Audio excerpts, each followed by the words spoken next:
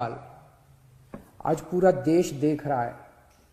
हमारे देश का किसान कड़ी ठंड में रात को आसमान के नीचे खुली सड़क पे सो रहा है। ये सोच के सारी रात नींद नहीं आती। आज कोई भी देशभक्त ये देख के चैन की नींद नहीं सो सकता। ये लड़ाई सिर्फ हमारे किसान भाइयों की नहीं है, ये हम सब की लड़ाई है। जरा सोचिए, जो 2 वक्त की रोटी हम खाते हैं वो हमारे किसान भाइयों की मेहनत की उगाई हुई होती है। हम सबको इस लड़ाई में अपने किसान भाइयों का साथ देना है।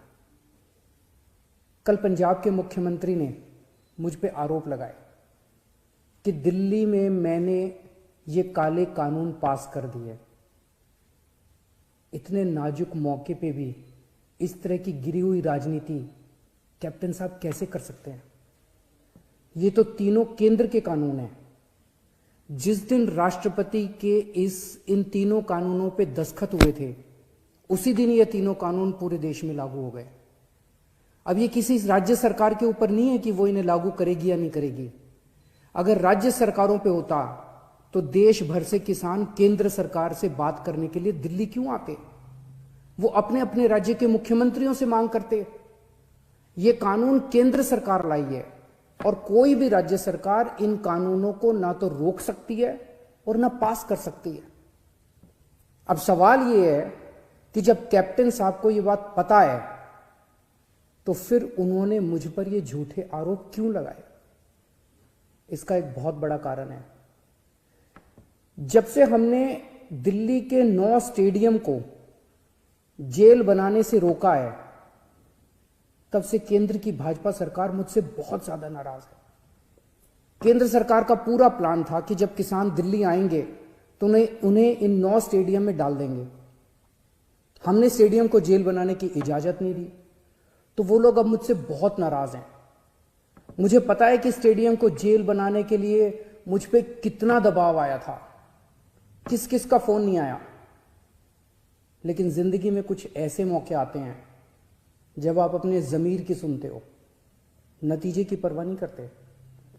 कैप्टन साहब, क्या इन्हीं लोगों का आप पे दबाव है जो आप मुझ पे झूठे आरोप लगा रहे हो, मुझे गालियां दे रहे हो, बीजेपी की बोली बोल रहे हो, बीजेपी के साथ ये दोस्ती निभा रहे हो, या कोई दबाव है क्योंकि आपके परिवार पे ईडी के केस चल रहे हैं आजकल और ईडी के नोटिस भी आ रहे हैं आजकल?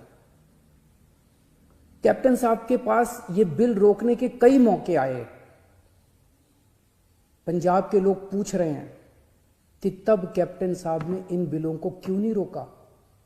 आज से 1.5 साल पहले 2019 में केंद्र सरकार ने ये तीनों काले कानून बनाने के लिए एक कमेटी बनाई थी।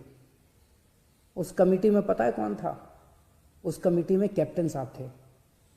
कैप्टन साहब, पंजाब के लोग आपसे पूछ रहे हैं कि आपने उस कमेटी में इन काले कानूनों को क्यों नहीं रोका? आपने कमेटी में एक बार भी इन काले कानूनों का विरोध क्यों नहीं किया? आपने बाहर आके लोगों को क्यों नहीं बताया कि केंद्र सरकार इतने खतरनाक कानून बनाने जा रही है? कैप्टन साहब, आपके पास 1 नहीं, 2 नहीं, 3 नहीं, इतने मौके आए जब आप इन बिलों को रोक सकते थे। आज पंजाब का किसान आपसे पूछ रहा है कि आपने ये बिल क्यों नहीं रोके। आज दिल्ली की सरहद पे पंजाब का किसान है और देश की सरहद पे उसी किसान का बेटा पंजाब का जवान है। अभी कुछ दिन पहले पंजाब के एक किसान सरदार कुलवंत सिंह जी दिल्ली की सरहद पे बैठे हुए थे और खबर आई कि उनका 22 साल का जवान बेटा सुखबीर सिंह बॉर्डर पे देश के लिए शहीद हो गया। इस सब के बीच जब कुछ लोग आए दिन किसानों को आतंकवादी बुलाते हैं, देशद्रोही कहते हैं, तो मैं सोचता हूं कि बॉर्डर पर उन जवानों पर क्या बीतती होगी जिनके किसान मां बाप को आतंकवादी कहा जा रहा है। आज हम सबको तय करना होगा कि हम देश के किसानों के साथ हैं या उन्हें आतंकवादी कहने वालों के साथ हैं। मेरी सभी देशवासियों से अपील है कि हर देशभक्त किसानों का साथ दे। मेरी सभी आम आदमी पार्टी के लोगों से अपील है, कोई राजनीति नहीं करनी, सभी पार्टियों के लोगों के साथ मिलके भारतीय बनके किसानों की सेवा करनी है। राजनीति करने को पूरी जिंदगी पड़ी है, अभी बस सेवादार बन के सेवा करो। हमें इस इनकलाब का ना राजनीतिकरण करना है और ना इस इनकलाब का राजनीतिकरण होने देना है। मेरी केंद्र सरकार से अपील है कि किसानों को सभी मांगे किसानों की तुरंत मानी जाएं और एमएसपी की गारंटी को कानून में डाला जाए। जय हिंद।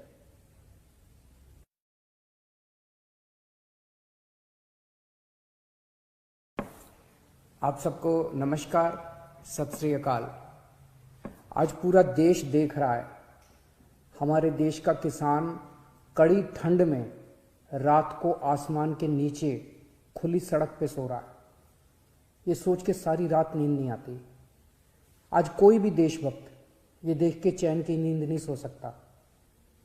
ये लड़ाई सिर्फ हमारे किसान भाइयों की नहीं है, ये हम सब की लड़ाई है।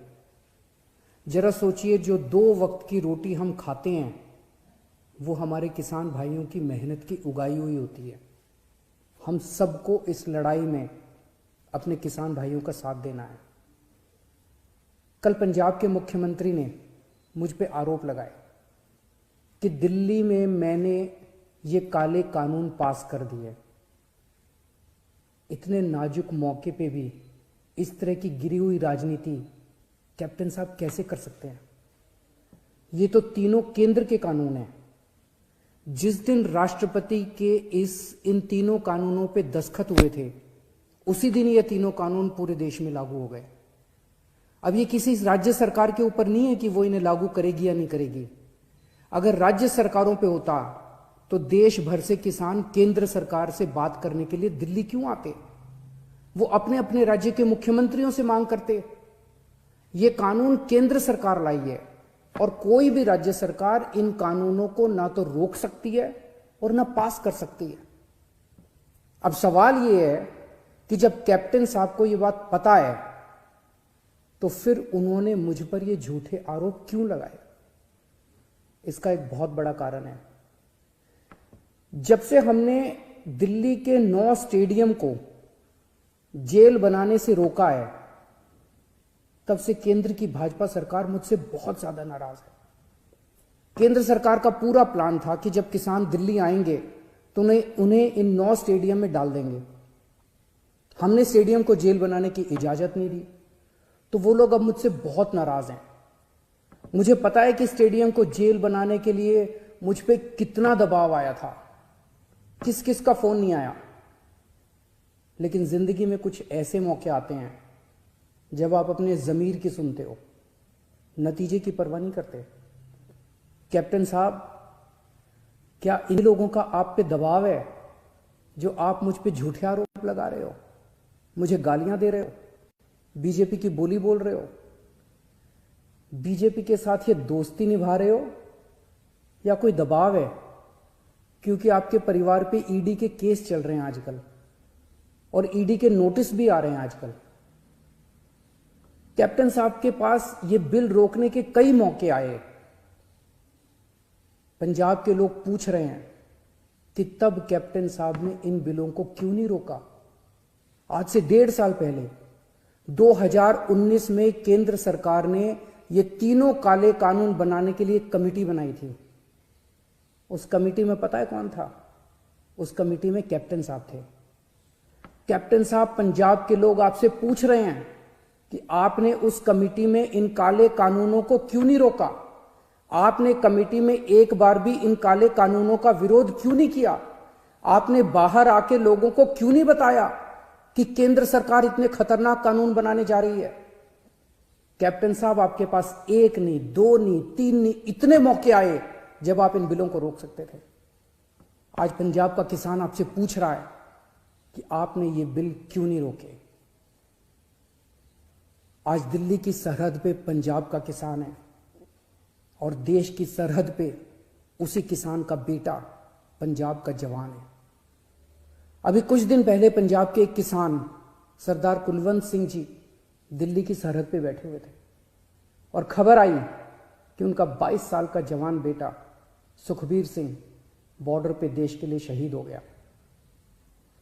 इस सब के बीच जब कुछ लोग आए दिन किसानों को आतंकवादी बुलाते हैं, देशद्रोही कहते हैं, तो मैं सोचता हूं कि बॉर्डर पर उन जवानों पर क्या बीतती होगी जिनके किसान मां बाप को आतंकवादी कहा जा रहा है। आज हम सबको तय करना होगा कि हम देश के किसानों के साथ हैं या उन्हें आतंकवादी कहने वालों के साथ हैं। मेरी सभी देशवासियों से अपील है कि हर देशभक्त किसानों का साथ दे।